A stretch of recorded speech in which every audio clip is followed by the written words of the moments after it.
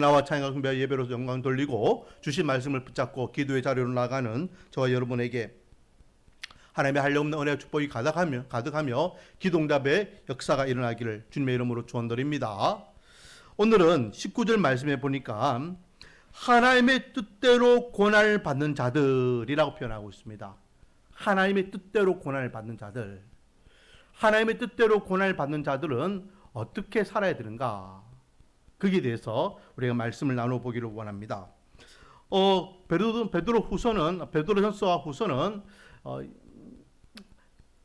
기독교인들이 로마로부터 핍박을 받고 있는 가운데에 베드로가 마지막 유언같이 기록하고 있다라고 말씀했죠. 그래서 로마 황제의 핍박과 로마 정부에 대한 핍박, 그리고 또 이교도들에 대한 핍박과 율법주의자들에 대한 핍박, 또 교회 안에서는 이단자들에 대한 어떤 혼란스러운 그런 모습들, 뭐 이런 것들 때문에 신앙을 지키는 것이 많이 어려운 시국이었습니다.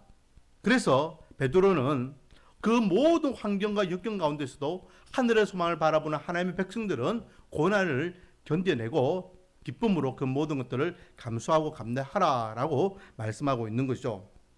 그래서 오늘 본문에도 그와 똑같은 맥락으로 말씀하고 있습니다. 사랑하는 자들아, 너희를 연단하려고 오는 불시험을 이상한 일 당하는 같이 이상히 여기지 말라. 불시험을 당하는 것을 이상히 여기지 말라라는. 여기에서 불시험이라는 것은 진짜 불시험을 당하는 것도 이야기하지만은 또 그만큼 우리가 감당하기 어려울 만큼 힘든 역경의 시험도 이야기하는 것입니다. 이 당시에 로마 정부가요, 예수 믿는 사람들을 얼마나 극악무도하게 핍박하고 또 고문하고 그들을 힘들게 했는지 우리가 잘 알고 있잖아요. 제가 몇 번 말씀드렸잖아요. 그냥 죽이면은 재미없다 해가지고 칼로 안 죽이고 톱으로 썰어 죽이고, 맹수들을 굶주려가지고 맹수들의 이빨과 그리고 발톱에 갈기갈 찢겨 죽이고, 심지어는 온몸에 역청을 발라서 밤새도록 이렇게 몸에 불을 질러가지고 그렇게 죽이고, 뿐만 아니라 풀무불에 던져가지고 죽이고, 어마무시하게 기독교인들을 핍박하고 그렇게 잔인하게 죽였습니다. 그 가운데에 조금 전에 제가 언급했던 대로 불가마에 풀무불에 집어넣어서 죽이는 그런 죽음도 있었죠.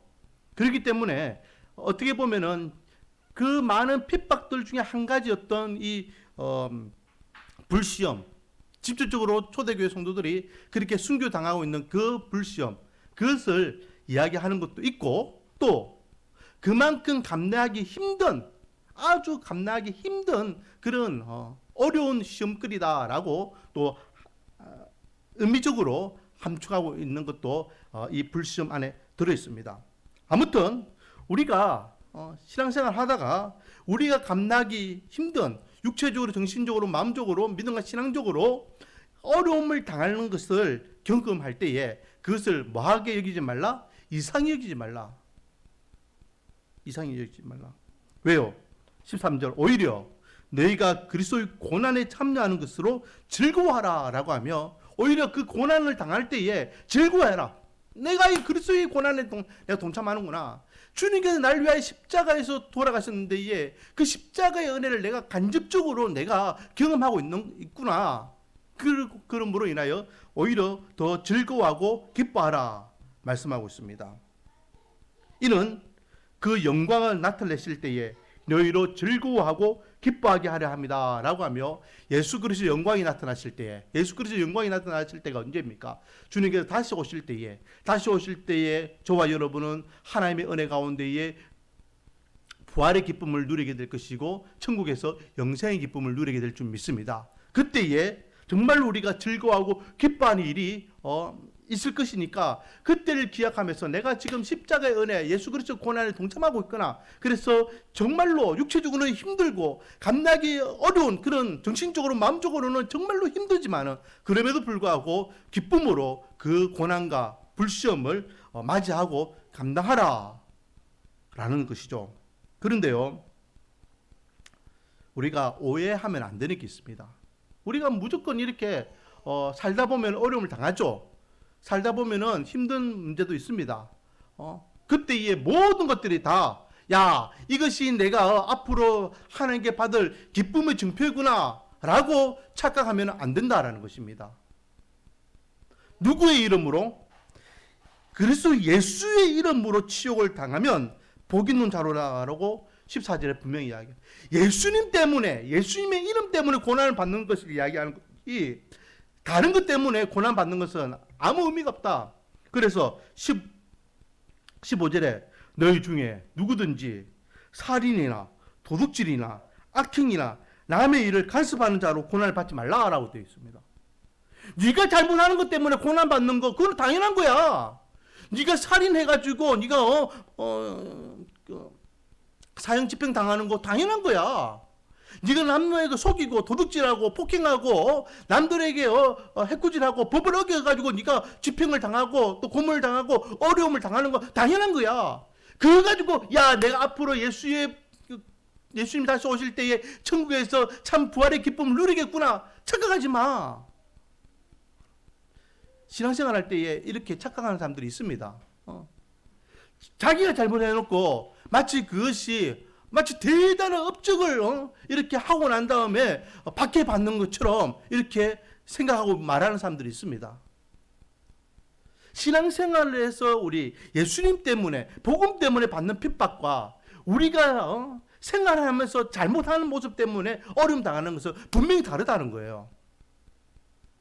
베드로는 지금 고난을 이야기할 때에 예수님 때문에, 예수님의 이름으로 예수님의 고난에 동참하는 것을 이야기하지, 살인하고 또 남들에게 나쁜 짓 하고 또 도둑질하고 악행하고 심지어는 간섭하고 이런 것들, 인간적으로 푸드득한 모습을 가지고 당하는 억울함, 이런 것들을 가지고 고난이라고 이야기하고 있지 않다라는 거죠.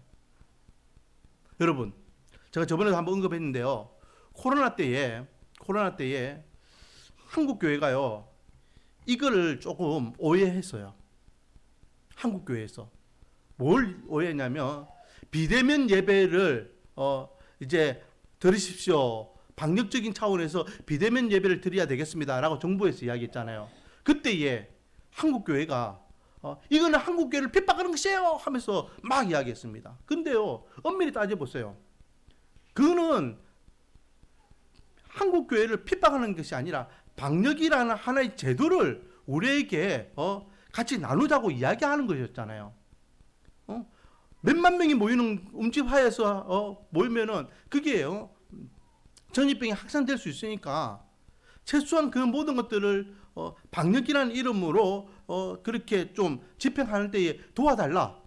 교회가 거기에 좀 협조해달라. 그거였습니다. 그런데 택도 아니게 이게 마치 복음을 위하여, 십자가를 위하여 교회가 핍박당하는 같이 막 아우성이었습니다. 진짜 우리 교회가 복음을 전하면서 야, 너희들 예수를 전하면 안 돼, 문 닫아, 십자가를 전하면서 야, 십자가 그거 내려놔, 그러면서 핍박받는 거면 진짜 핍박이죠.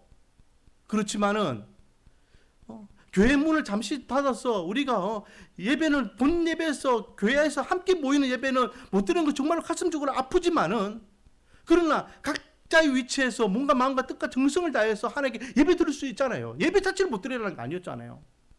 자꾸만 우리가 본질과 비본질을 착각하면서 그것을 마치 모든 것이 다 예수를 위하여 핍박받는 것 같이 그렇게 확대 해석하는 것들이 있더라라는 거죠. 우리는 안 그렇습니까?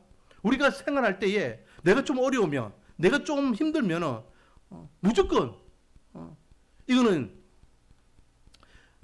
이 핍박은 믿음과 신앙에 대한 핍박이라고 착각합니다. 내가 잘못했고, 내가 법을 어기고, 내가 사람들에게 잘못된 모습을 보여가지고 당하는 건데도, 그것이 마치 내가 신앙생활 잘해가지고 당하는 것처럼 그렇게 포장해서 그렇게 이야기하는 사람들이 있더라라는 거죠. 분별해야 됩니다. 예수님 때문에 핍박받는 거, 예수님의 십자가를 전하다 핍박받는 거, 그것이 예수님의 고난에 동참하는 것이고 예수님의 이름으로 고난받는 것입니다. 분명히 베드로는 그거 외에 다른 것 때문에 핍박받는 거 그건 이야기하지 마라 라고 분명히 우리에게 고난당하고 핍박받고 우리가 신앙생활하는 데 있어서 어려움을 당하는 기본적인 기준이 무엇인지를 분명히 우리에게 말씀하고 계시고 알려주고 계십니다. 자, 그래서 16절을 보세요. 만일 그리스도인으로 고난을 받으면 부끄러워하지 말고 도리어 그 이름으로 하나님께 영광을 돌리라. 그리스도인으로서 내가 예수 믿는 것 때문에 신앙생활 하는 것 때문에 코로나 때문에 당신 교회 가서 예배 드리면 우리 회사 그만둬야 됩니다. 그런 건 진짜 핍박이죠. 그건 핍박이잖아요. 예배 드리고 안 드리는 것 때문에 직장에서 딸리고 안 딸리는 그거는 불이익을 당하는 거잖아요. 그런 것들을 가지고 우리가 이야기하는 겁니다. 그렇게 우리가 그리스도인으로서 우리가 지켜야 되는 어떤 기본적인 신앙 생활에 있어서 어려움을 당하고 하면은 그것은 부끄러운 게 아니라는 거죠. 그렇게 해서 직장 잘 잘리면은 부끄러운 게 아니에요. 친구들로부터 왕따 당하면은 그게 부끄러운 게 아니에요. 남들보다 좀 안 좋은 회사를 다니는 거 부끄러운 거 아니에요. 더 좋은 그런 아파트나 이런 데에서 떵떵거리면서 살지 못하는 거 부끄러운 거 아니래요. 예수 믿기 때문에 예수님의 본질을 가지고 십자가 은혜로 살아가다 보면 손해볼 수도 있고 억울함을 당할 수도 있고 또 우리가 하고 싶은 것을 못할 수도 있고 그렇습니다. 세상의 어떤 기준과 관습과 문화와 법에 의해서 신앙이 대치되는 부분이 있으면 우리는 과감하게 그것들을 포기해야 되기 때문에 그로 인해서 우리가 지금 누리고 있는 것들이 부끄러운 것이 아니라는 것입니다. 오히려 그것은 하나님께서 위로해 주시고 격려해 주시고 또 천국에서 거기에 상할 만큼 하나님께서 우리를 칭찬해 주실 또 다른 축복이라는 것이죠. 지금 우리는 무엇 때문에 어려움을 당하고 있습니까? 무엇 때문에 고난을 당하고 있습니까? 예수의 복음 때문에 고난을 당하고 있습니까? 아니면 그냥 내가 먹고 사는 문제 때문에 힘들어합니까? 십자가의 은혜 때문에 내가 핍박을 당하고 있습니까? 아니면 단지 내가 원하는 내 욕구를 충족하지 못해서 불만족적인 삶을 살아가면서 힘들다라고 하소연하고 있습니까? 우리가 당하고 있는 지금 현실적인 문제가 어디에 기준을 두고 있는지를 분명히 우리가 돌아보면서 우리 믿음과 신앙을 다시 한번 재점검할 수 있는 저와 여러분이 되기를 소망합니다. 오늘 본문을 보십시오. 14절 너희가 그리스도의 이름으로 치욕을 당하면 복 있는 자로다. 영광의 영 곧 하나님의 영이 너희 위에 계십니다 라고 하면서 예수님의 이름으로 그리스도의 이름으로 고난을 당하는 자가 진짜 복된 자다 라며 분명히 진정한 복이 무엇인지를 말씀하고 있습니다. 원하기는 우리 말씀과 언약교회 성도님들 또 이 자리에 함께 예배드리는 성도님들 우리가 지금 살아가고 있는 데 있어서 어려움 당하고 있는 거 힘든 거 이 모든 것들이 무엇을 위한 어려움이고 고난이고 역경이고 힘든 것인지를 분별하여서 단지 세상 사람들처럼 먹고 사는 문제 때문에 또는 내가 잘잘못을 했기 때문에 얻어지는 결과가 아니라 십자가의 은혜로 인하여 예수님 때문에 믿음과 신앙 때문에 받는 고난이라면 기쁨으로 감수하고 또 우리가 일상생활에서 인간적인 부분에서 우리가 당하고 있다 하면 지혜롭게 또 하나님 앞에 말씀 앞에 부끄럽지 않게 우리가 반듯한 삶을 살아야 될 줄 믿습니다. 이 마지막 때에 참 믿음을 보겠느냐라고 주님께서 말씀하셨습니다. 주님께서 찾으시는 그 믿음의 사람 주님께서 인정하시는 그 믿음의 백성들이 저와 여러분이 되며 우리 말씀과 은혜의 교회가 되기를 주님의 이름으로 축원드립니다. 그렇게 그리스도 때문에 그리스도 이름으로 우리가 고난받고 또 역경을 당하고 어려움을 당할 때에 주님께서는 그냥 우리가 당하는 것으로만 끝나지 않는다라고 말씀하고 있죠. 계속해서 17절 말씀해 보니까 하나님의 집에서 심판을 시작할 때가 되었나니 하나님의 집 어디입니까? 하나님께서 계시는 천국 그곳에서 무엇이 시작된다? 하나님의 심판이 시작된다. 이거는 아까 전에 이야기했던 예수님께서 다시 오실 날을 이야기하죠. 예수님께서 다시 오실 그날에 주님께서는 마지막 하나님의 심판을 집행하실 겁니다. 그리고 그 집행을 통하여서 믿는 자와 믿지 않는 자, 고난받은 자와 고난받지 않는 자, 하나님께 합당한 자와 합당하지 못한 자, 선한 자와 악한 자, 분명히 하나님께서는 거기에 대해서 심판하실 것을 말씀하고 계시죠. 17절 뒷부분, 만일 우리가 먼저 하면 하나님의 복음을 순종하지 아니하는 자들의 그 마지막은 어떠하며,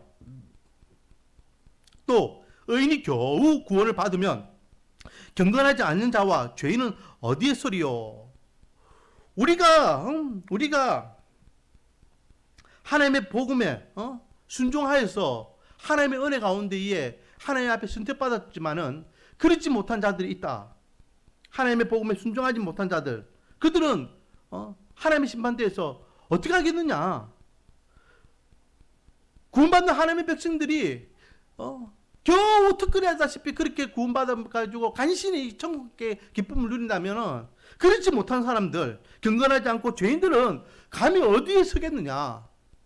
천국에 발도 못 붙인다 라는 것입니다. 분명히 하나님께서는 그냥 방관만 하고 계시고 모른다 하시는 분이 아니십니다. 다 보고 계시고 다 듣고 계시고 기다리십니다. 그리고 마지막 때, 하나님의 심판 때에 정말로 믿음과 신앙을 지키기 위하여 고난당하고 어려움당하고 힘들게 살았던 하나님의 백성들은 위로해 주시고 격려해 주실 것이고, 그러지 못한 자들은 거기에 상하는 분명한 벌을 하나님께서는 주실 것이다 라고 말씀하고 있습니다. 그러므로 우리는 마지막 때를 기억하면서 하나님의 사람답게 당당히 살아가야 될 줄 믿습니다. 그래서 오늘 보면 마지막 19절 말씀, 그러므로 그렇기 때문에 결과적으로 이 말이죠. 하나님의 뜻대로 고난을 받는 자들은, 그래 하나님의 뜻대로 하나님께서 원하시고 하나님 기뻐하시고 하나님을 만족하게 하는 삶을 살아가는 하나님의 백성들, 그로 인하여서 고난을 받는 하나님의 백성들은 이 말이죠. 내가 원하고 내 뜻대로 내 만족을 위하여 살아가는 백성들을 이야기하는 것이 아닙니다. 하나님이 원하시고 하나님이 기뻐하시고 하나님께서 만족하시는 하나님의 뜻대로 살아가다가 고난받는 하나님의 백성들은 또한 선을 행하는 가운데에 그 영혼을 미쁘신 창조주께 뭐해라? 의탁할지어다. 미쁘시다는 뜻은 뭡니까? 미쁘시다는 것은 신실하다, 믿음직하다 라는 뜻이죠. 우리가 믿는 창조주 하나님, 우리가 진짜 신실하게 믿는 창조주 하나님, 그 하나님께 뭐 하라는 겁니까? 의탁하라, 맡기라. 의탁하라 이 말은 그분 앞에 이것을 내려놔라. 그분 앞에 맡기라. 그분이 이제는 대신 감당하시겠다 그 말입니다. 우리가 지금 감당하고 있는 이 고난, 우리는 그 고난을 감당할 수 하기 어려워서 힘들고 주저앉고 낙담하고 좌절하고 시험합니다. 그래서 우리가 민수기 말씀을 이제 계속해서 보겠지만은, 이스라엘 백성들은 먹는 문제, 입는 문제, 현실적이고 인간적인 문제 때문에 낙담하고 좌절하고 시험할 때마다 하나님을 원망하고 모세와 아론을 향하여서 대적하죠. 결국은 하나님께서 그들을 가만두지 않죠. 네가 나를 신뢰하지 못하니? 그 문제 때문에 나한테 원망을 하니? 그 문제로 인하여서 나한테 자꾸만 대더니? 나를 불신하니? 그리고 철저하게 하나님이 어떤 분이신지를 가르쳐주고 계십니다. 우리가 지금 당하고 있는 고난, 이 고난이 우리에게는 버겁고 힘들다 할지라도 그것을 우리가 감당하려고 하면은 힘들지만은 그 문제를 하나님을 신뢰한다면, 하나님을 전적으로 믿는다면 그분 앞에 맡겨보시기 바랍니다. 하나님, 내가 믿음과 신앙을 지키기 위해서 어렵습니다. 믿음과 신앙을 지키려고 하니까 이렇게 어렵고 저렇게 어렵고 이렇게 힘듭니다. 이 문제 하나님께 맡깁니다.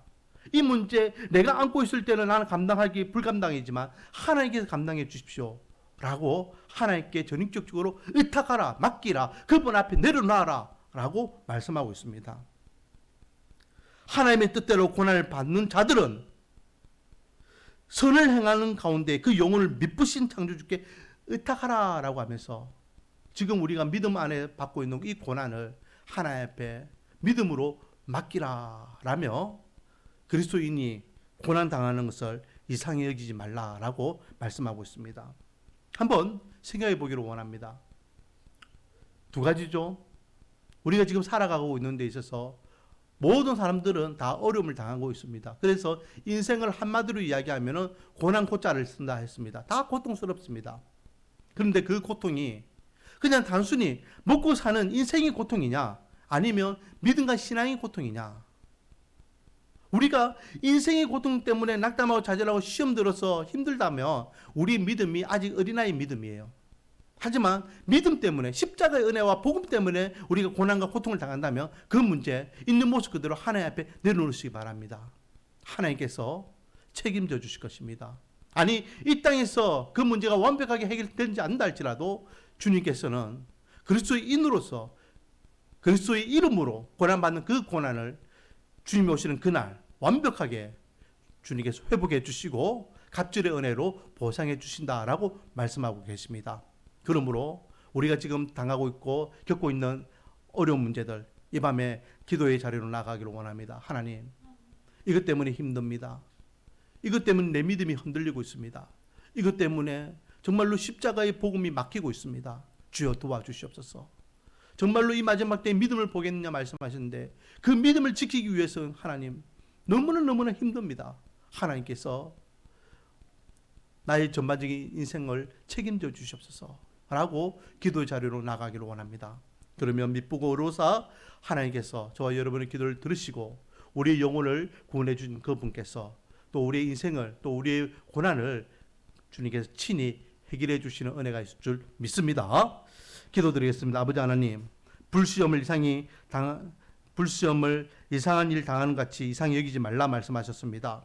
우리가 오늘날 살아가는 데 있어서 어떤 고난을 있고 어떤 어려움이 있습니까? 아버지 하나님, 단지 세상 사람들처럼 먹고 사는 문제 때문에 당하는 고난과 어려움입니까? 아니면 그리스도의 고난, 그리스도의 이름으로 당하는 고난, 그리스도인이기 때문에 당하는 고난이 있습니까? 원하기는 하나님이여 먹고 사는 문제 때문에 낙담하고 시험 들고 또 고난을 당하면 하나님이 그 문제 해결해 주심으로 하나님 그 문제 때문에 우리의 믿음과 신앙이 흔들리지 않게 하시옵고 또 역경과 고난이 믿음과 신앙 때문에 예수님의 이름 때문에 당하는 고난이라면 주님께 위로해 주시고 격려해 주시고 그 믿음을 끝까지 지킬 수 있도록 붙잡아 주시사 주님 앞에서는 그날 하나님께서 잘했다 인정받고 칭찬해 주는 은혜를 다하여 주시옵소서. 이 밤에 우리가 당하고 있는 고난을 있는 모습 그대로 하나님 앞에 내려놓습니다. 기도의 자리로 나아가오니 주님께서 우리의 기도를 통하여 위로해 주시고 격려해 주시고 힘 주시고 또 우리의 믿음을 강건하게 세워 주심으로 하나님의 사람으로 부족함이 없는 은혜를 허락하여 주시옵소서. 예수님의 이름으로 기도드립니다.